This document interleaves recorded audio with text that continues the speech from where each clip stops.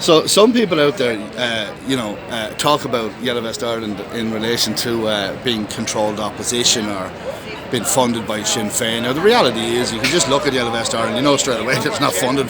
Period. And it's a group of people who are pushing for a cause, right? No cause is pushed by frustrations, right?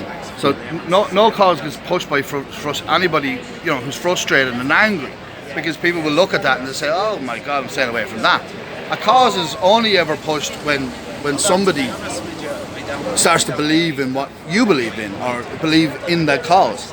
So in relation to freedom or citizens initiated referendum or direct democracy, once the general population starts to believe in the concept that they essentially will have the right to be more involved in the destination of where politics or policies go in this country, and that they feel like they have control of that, then more people will support that idea, and then it grows from there. So when you see people who are frustrated and angry, and we all understand why they're frustrated and angry, and we love their passion, but when they're shouting and roaring about other issues and issues that have nothing to do really with the broad scale of things, the problem is then the general population who are sitting there watching RT at the end of the night, they don't respond well to it because it doesn't look right and it doesn't feel right, and and they pull away and they sit on the fence.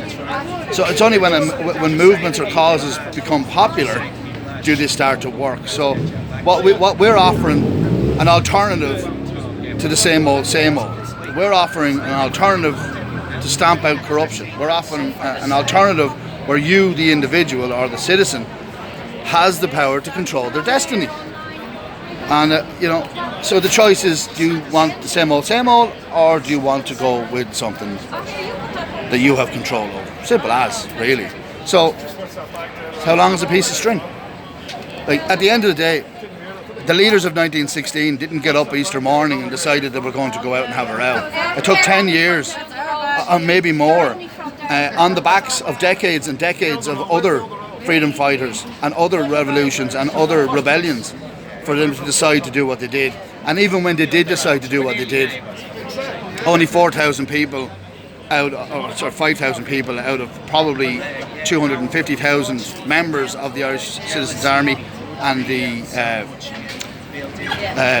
Irish Volunteers came out and did their thing, And so it's all about, when the paradigm shifts, which side are you going to choose? More of the same or the alternative?